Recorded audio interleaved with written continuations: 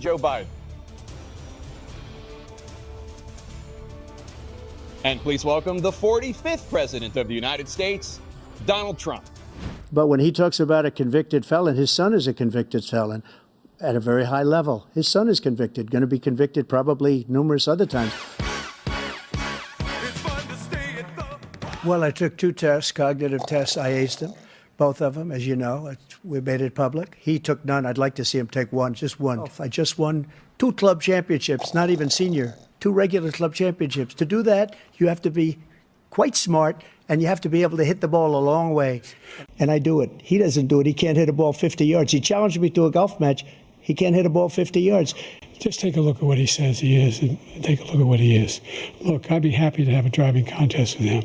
The reason I got my handicap, which when I was vice president, down to a 6.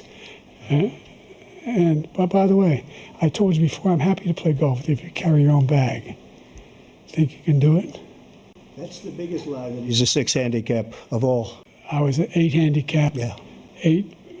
Never. But I have, you know how many? I've seen you swing. I know you swing. President Trump, we're going to turn. Let's not act like children. You are a child. Child care, elder care, making sure that we continue to strengthen our health care system, making sure that we're able to make every single solitary person eligible for what I've been able to do with the with the COVID. Excuse me, with dealing with everything we have to do with. Look, if we finally beat Medicare. Thank you, President Biden. President Trump?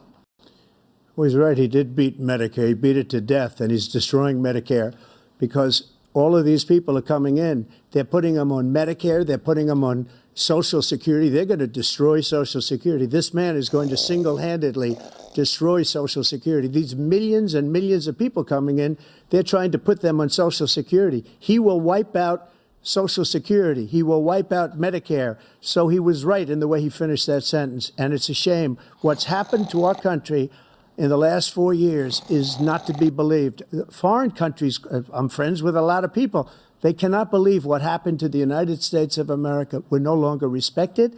They don't like us. We give them everything they want, and they think we're stupid. They think we're very stupid people.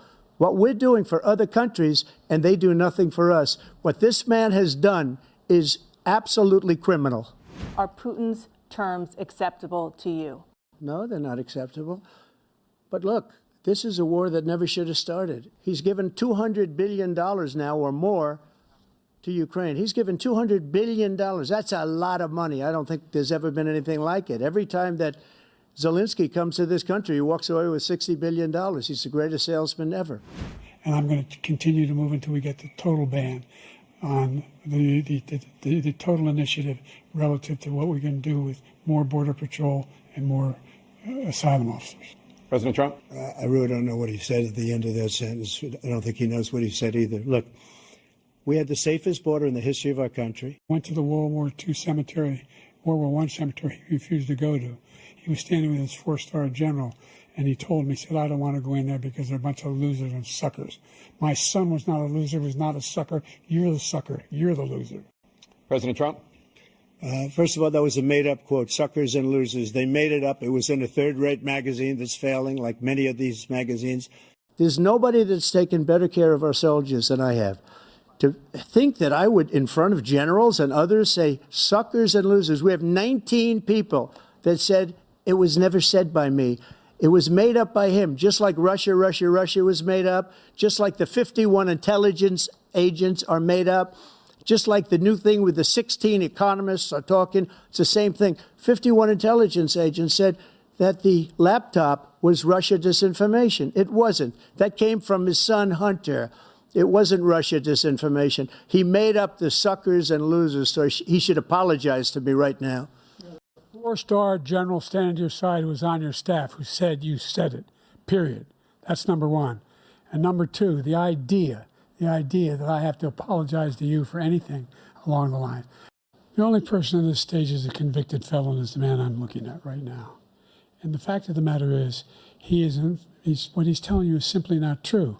The fact is that there was no effort on his part to stop what was going on up in Capitol Hill. And all those people, every one of those who were convicted, deserves to be convicted. The idea that they didn't kill somebody, just went in and broke down doors, broke the windows, occupied offices, turned over desks, turned them over statues. The idea that those people are patriots, come on. Like so many politicians, this man is just a complainer. He said, we want to do this, we want to do that, we want to get rid of this tax, that tax. But he doesn't do anything. He doesn't do, all he does is make our country unsafe by allowing millions and millions of people to pour in. When I asked him the first two debates we had, the debates we had first time around, I said, will you denounce the Proud Boys? He said, no, I'll tell them to stand by. The idea he's refusing, will you denounce these guys? Will you denounce the people we're talking about now? Will you denounce the people who attacked that Capitol? What are you going to do? And I will tell you, nobody ever talks about that. They talk about a relatively small number of people that went to the Capitol and in many cases were ushered in by the police. And as Nancy Pelosi said, it was her responsibility, not mine. She said that loud and clear. After a jury convicted you of 34 felonies last month, you said if reelected, you would, quote, have every right to go after, unquote, your political opponents. You just talked about members of the Select Committee on January 6th going to jail. Your main political opponent is standing on stage with you tonight. Can you clarify exactly what it means about you feeling you have every right to go after your political opponents? Well, I said my retribution is going to be success. We're going to make this country successful again, because right now it's a failing nation. My retribution is going to be success.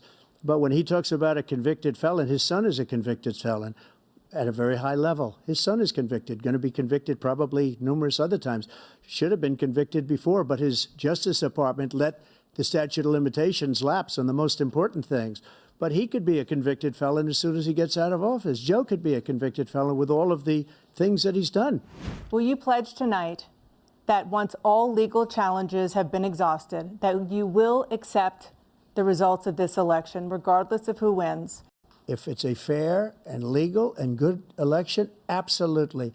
But the answer is, if the election is fair, free, and I want that more than anybody. And I'll tell you something. I wish he was a great president, because I wouldn't be here right now. I'd be at one of my many places enjoying myself. I wouldn't be under indictment because I wouldn't have been his political opponent, because he indicted me because I was his opponent. I wish he was a great president. I would rather have that. I wouldn't be here. I don't mind being here. But the only reason I'm here is he's so bad as a president that I'm going to make America great again. We're going to make America great again.